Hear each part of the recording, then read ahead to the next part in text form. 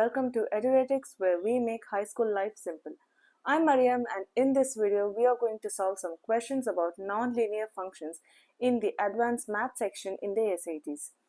You can choose to skip to the next part if you're already comfortable with the basics of nonlinear functions. So let's look at our first question.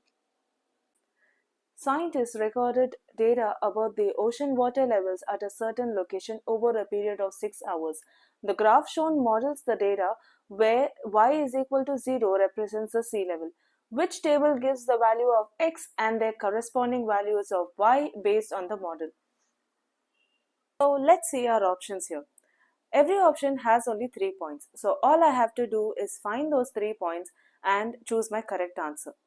So firstly, let's consider our x-intercept. So we know that x-intercept is nothing but the points where the curve or the line cuts the x-axis at y equal to 0.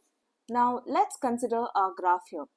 So we know that the curve cuts the x-axis at 2 points when y is equal to 0, namely at the origin, that is 0, 0, and another point here at 6, 0. So therefore, I have found my first 2 points, that is 0, 0 and 6, 0. So all I have to do is find my third point. Now let us consider the nature of the curve. The curve looks like a parabola, and we know that the parabola has something called the axis of symmetry, which is nothing but a line which divides the parabola into two equal halves, which is mirror images of each other. So this is my axis of symmetry, and the point where the axis of symmetry and the parabola intersect, the point here is called the vertex. So this point is nothing but the point 3, negative 12. So I have found my 3 points. Let's look at our options here. So option A is wrong and option B is also wrong. Option C is the correct answer, where we have x, where x is 0 and y is 0, x is 3 and y is negative 12, and x is 6 and y is 0. So option C is my correct answer and option D is also wrong. Let's look at our next question. The graph shows the height above the ground in meters of a ball x seconds after the ball was launched upwards from a platform. Which statement is the best interpretation of the marked point 1.0, 4.8 in this context? So a point in the xy plane is typically represented as x, y. So the point here 1.0 and 4.8 is nothing but the x coordinate and the y coordinate.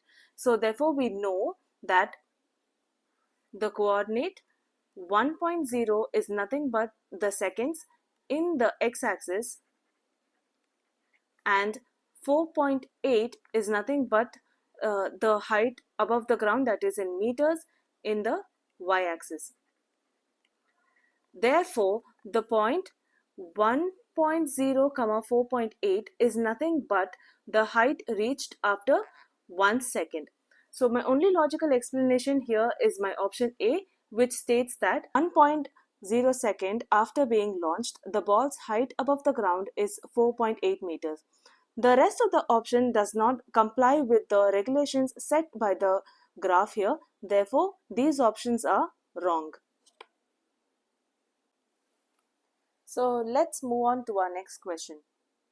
We have a graph. What is the y-intercept of the graph shown? So we know that the y-intercept is nothing but a point where the line or the curve intersects the y-axis at x is equal to 0. So in the given graph, I have my x value to be equal to 0 at the origin here, that is my 0, 0. So the curve intersects the y-axis at x is equal to 0 at the coordinate 2 here. So the point 0, 2 is my y-intercept. So let's look at our options here. We have option B to be the correct answer. So let's move on to our final question. If f of x is equal to x square minus 6x plus 3 divided by x minus 1, what is the value of f of negative 1? So here we'll have to find the value of f of negative 1. So this kind of looks like f of x, isn't it? So all we have to do is substitute the value of x to be equal to negative 1 in the equation here and find the value of f of negative 1. So let's substitute the value. We have f of negative 1 which is equal to x square, we'll have to write as negative 1 the whole square minus 6 multiplied by minus 1 plus 3 divided by minus 1 minus 1. So we'll have to be cautious about the sign change here, otherwise we are going to end up in a different value. So negative 1 the whole square will give me a positive value which is just 1, and I have a negative 6 here and a negative 1, which multiplied we get a positive value which is 6 times 1 is 6, I have 6 here, and plus 3. So I'm just adding these like terms here divided by negative 2. So let's calculate this whole thing. So we have 6 plus 1 is 7, 7 plus 3 is 10. So I have 10 divided by negative 2. So my answer is negative 5. So the value of f of negative 1 is equal to negative 5. So let's look at our options here. So option A is my correct answer. Thank you for watching our video. Like, share and subscribe.